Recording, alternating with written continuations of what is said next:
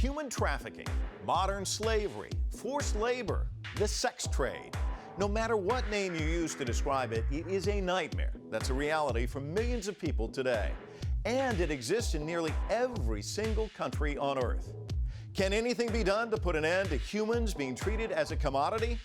I'm Mike Walter in Los Angeles. Let's take it full frame.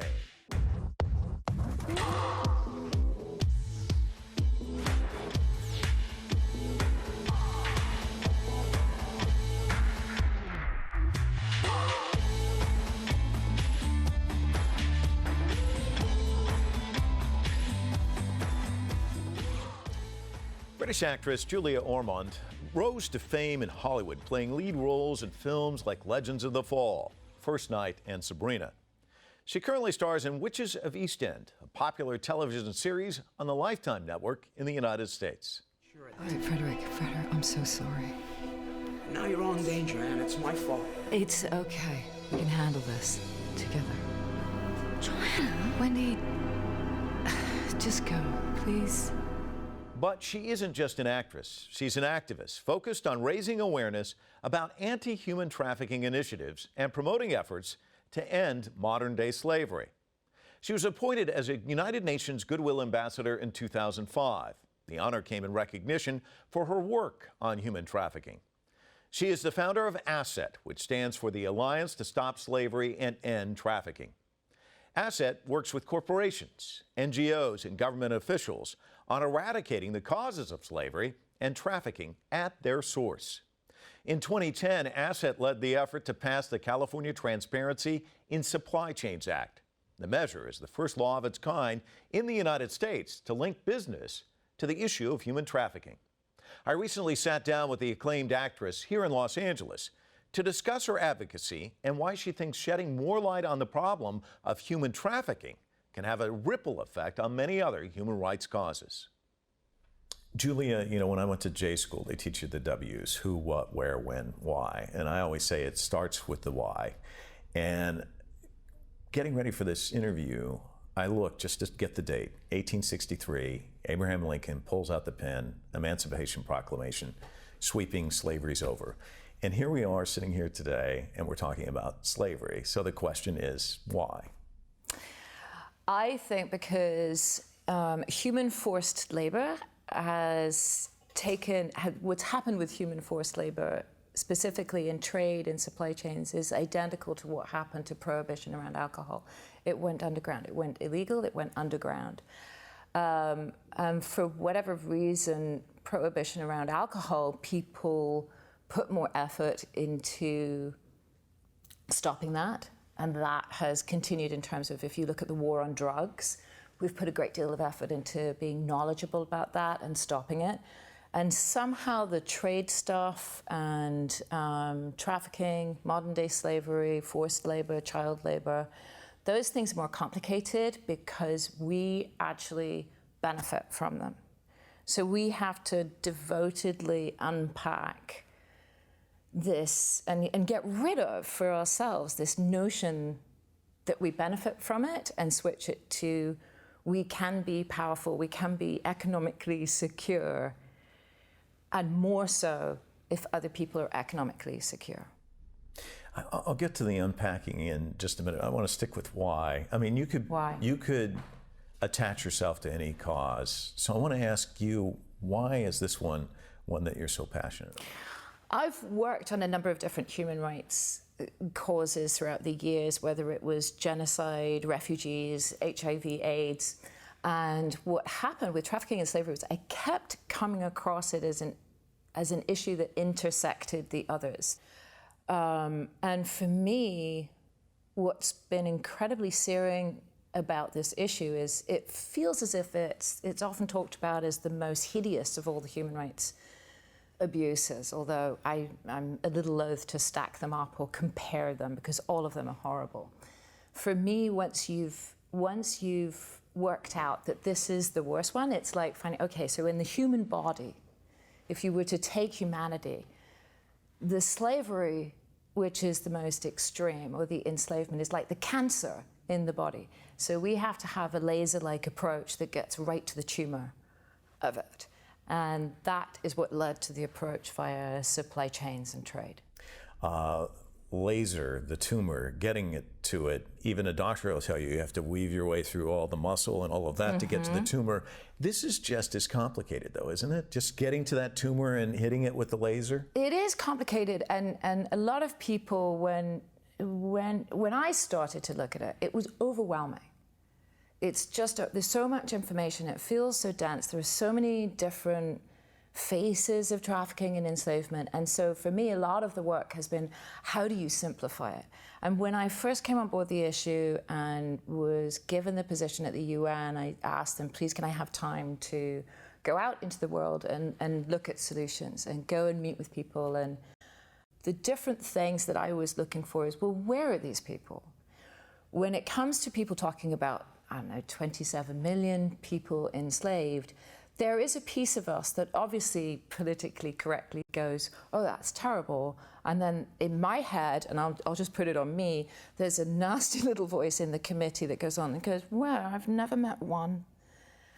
And so for me to go out and actually meet those people was step number one.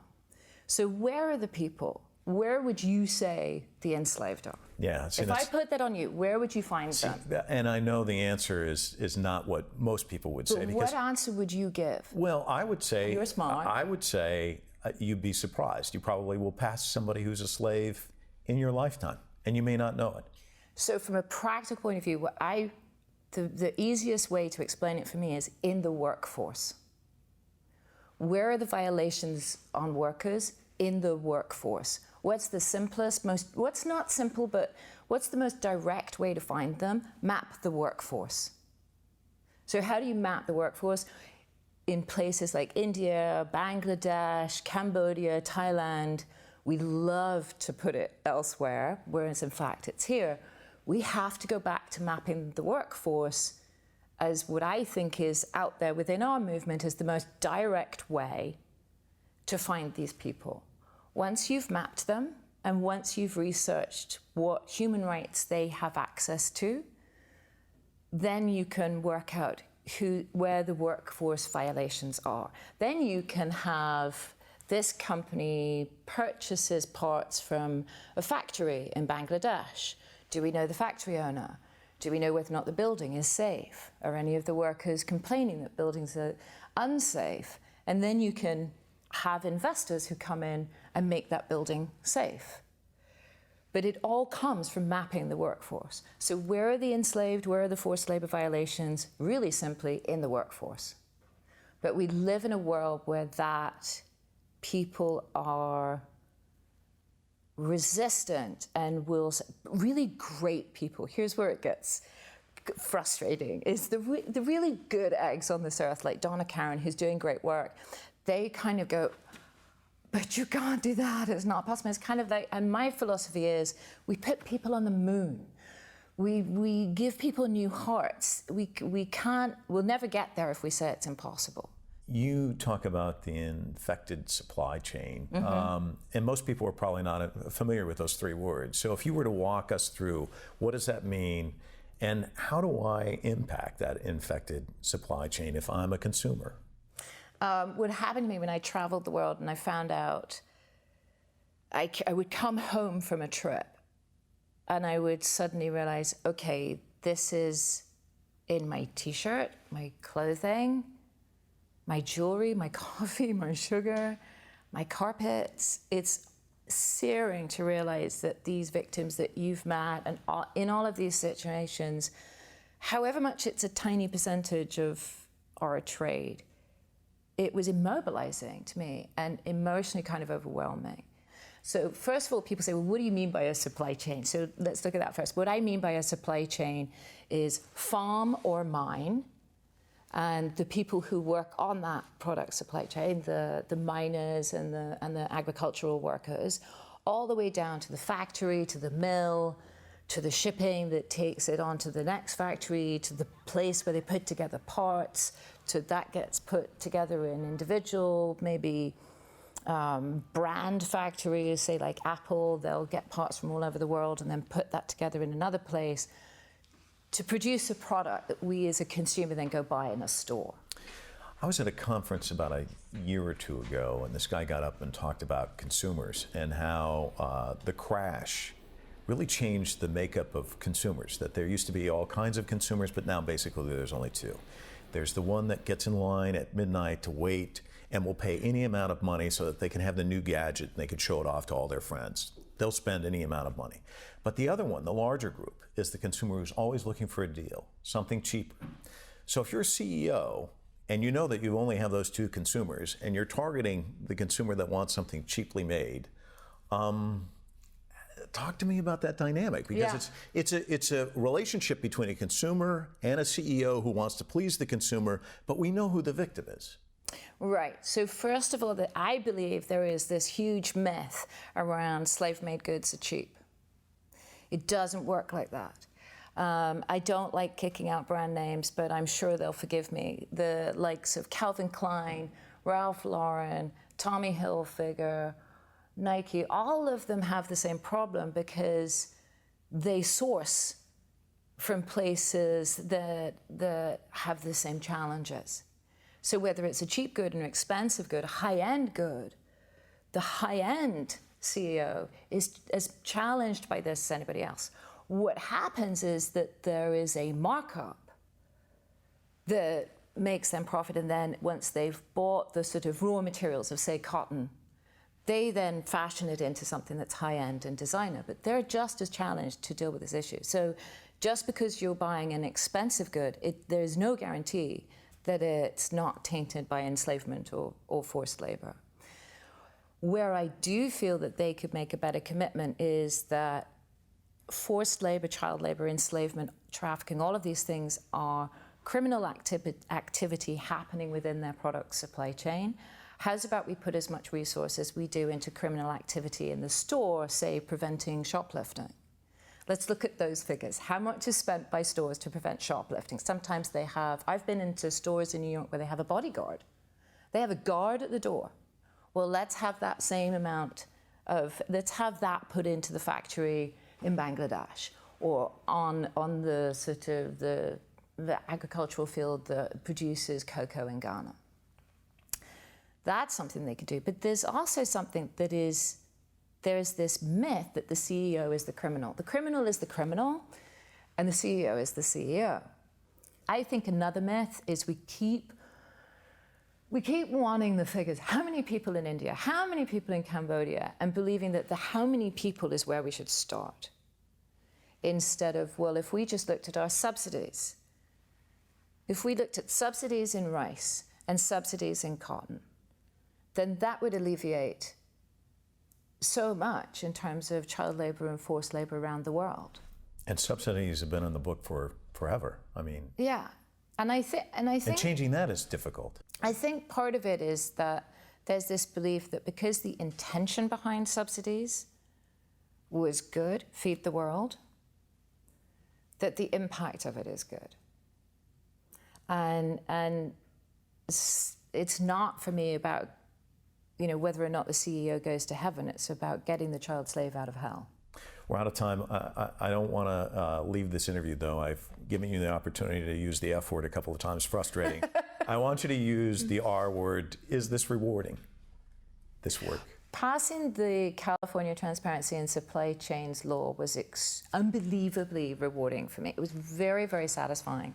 And I'll say this, I have a friend who, I go to the Clinton Global Initiative when I can. ASSET was set up as an organization as a Clinton Global Initiative commitment. And he has a different one. And over the sort of 3 years that we were going, he was raising $20 million to do something else. And we finally came together at the conference, and the law had gone through. There was all this reaction. Apple were posting things on their site. There were journalists catching people doing fishing slavery in New Zealand, and there was an intersect, and you could really see the impact and excitement around the law. And finally, the frustration had somewhere to go. And Killian was saying that his initiative had gone completely south. And we had a conversation where I said, you know, I know that if the law hadn't passed, I would be struggling to get out of bed and really depressed, but I still would have taken part.